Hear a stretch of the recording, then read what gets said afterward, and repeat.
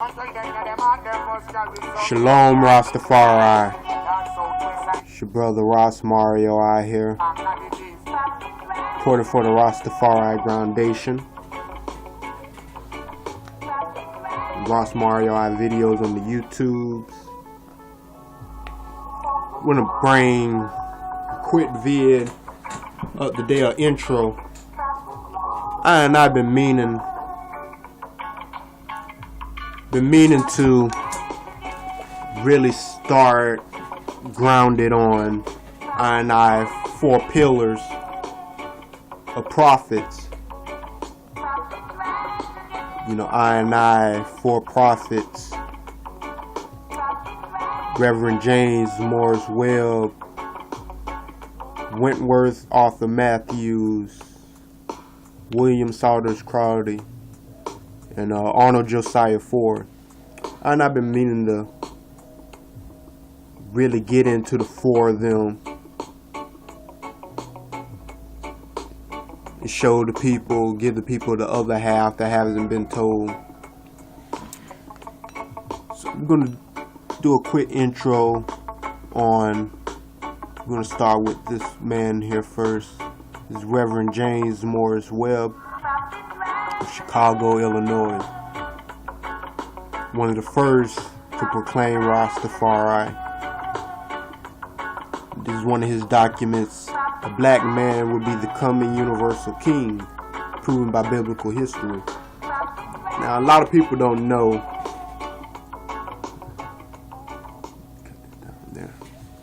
A lot of ones don't know. You know, when you hear the look to the east prophecy, you hear Garvey's name. And not to discredit Garvey or, well, we're going to leave that for another subject, but the originator was this man. The original look to the east would look to Africa for the crowning of a king. And in him would be the Redeemer. Not him, the Redeemer, but in him. Give a reference to Yeshua, Jesus Christos. Very important there. The people understand that the two difference between the two sayings of Webb saying in him shall be the Redeemer, not him being the Redeemer. You know, and I meditated on this for some time, and after just meditating, it reveals a lot. As you know, ones that know Garvey, he had little faith in His Majesty during the Italian invasion of Holy Jerusalem.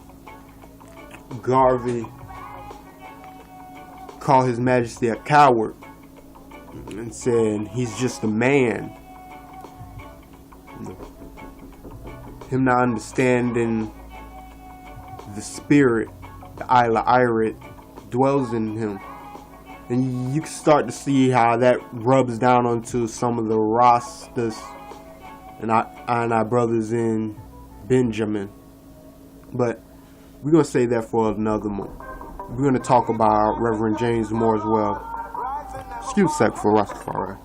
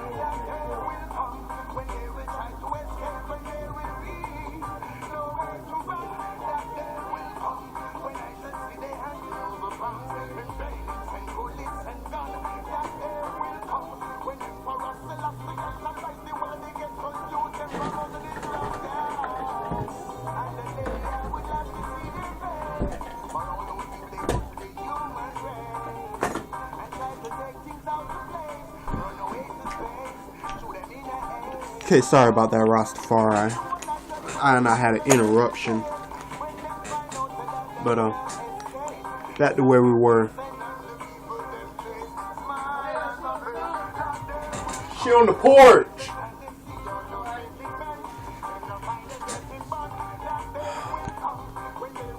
Okay.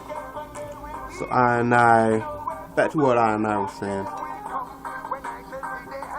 Reverend James Morris Webb made the first prophecy of look to the east. Garvey made the statement in 1920.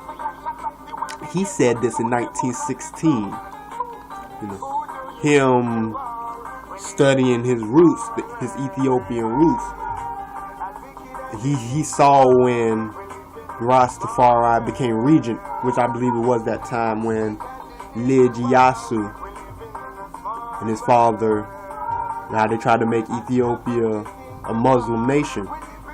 Sure, I prophet Reverend James Morris Webb was looking there.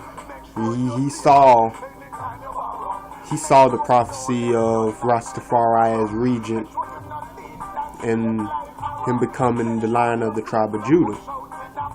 But he also has his biblical history, which, if you have the right interpretation of the scriptures, your eyes will be clear and you'll see him. But I said, I prophet here, Reverend James Morris Webb, as the others were looking in Ethiopia and they saw Rastafari as regent. And it just so happens during this time, 1916, you have the Jehovah's Witnesses account. You know, they kind of hide that. Hold on, Rastafari.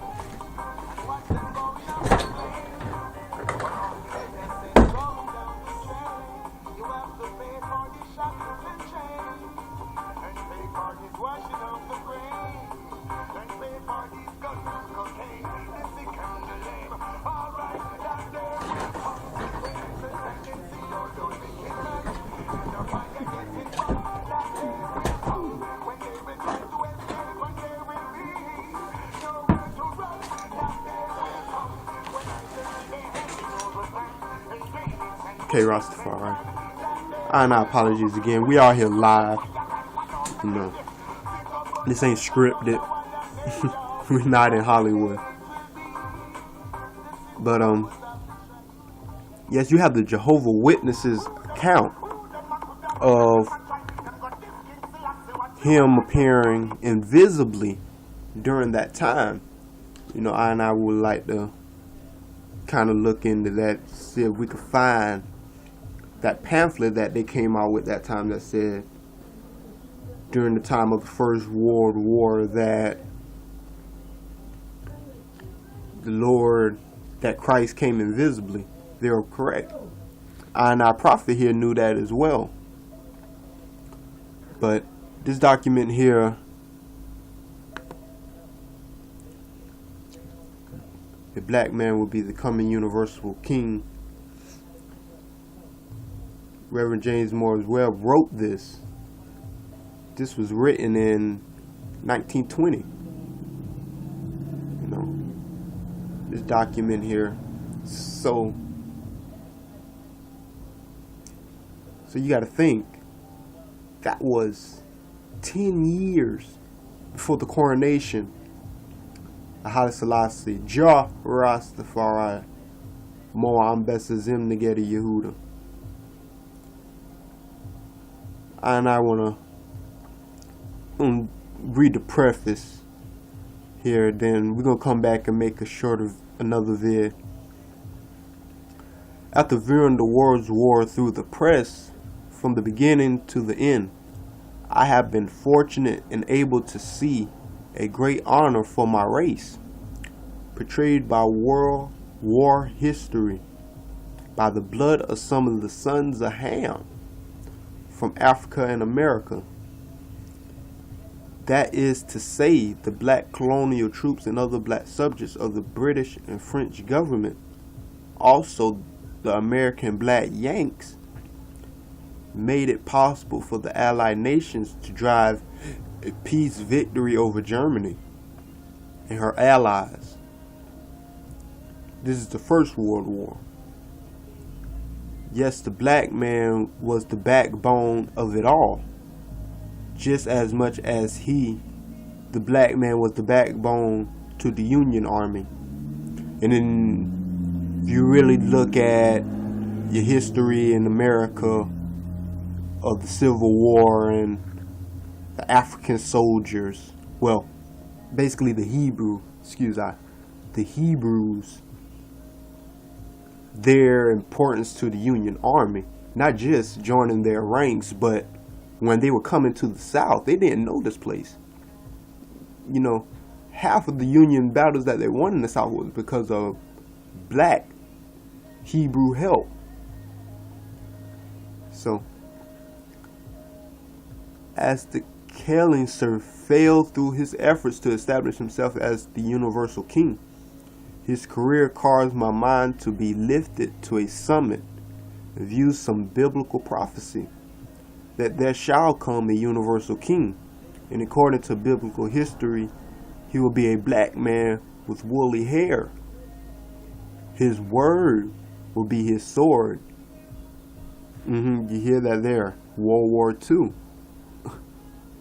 His judgment upon the nations. It was the word that defeated him. Garvey didn't see that. The air and the wind will be at his command. So therefore he will not need any airplanes or zeppelins. His Majesty, he didn't need the strong, he didn't need the strong army that defeated the Italians before as mentally. He had the word. He's the Lion of the tribe of Judah. All nations before him will be as nothing as concerning the power against his power. All races would get a square deal under his reign. His ruling would be safer than democracy. There will be no discrimination, segregation under his dominion. It would simply be everlasting peace on earth and goodwill towards all men. And Wyndham Yardin, he mentioned this one time that during His Majesty's reign, after the World War II, there was, as far as destruction upon the earth, there was none. There was peace on the earth during the reign of His Majesty. More proof that any man or set of men that has or attempt to segregate or discriminate by voice or law against any race on account of blood or color is a bitter enemy to the American flag, the stars and the stripes, because the American flag stands for liberty, which is democracy to all its subjects, regardless of blood or color, in any thoroughfare that is open to the public. While viewing Colonel Henry Waterson, editor of the Louisville Coroner Journal, said during the war that democracy is but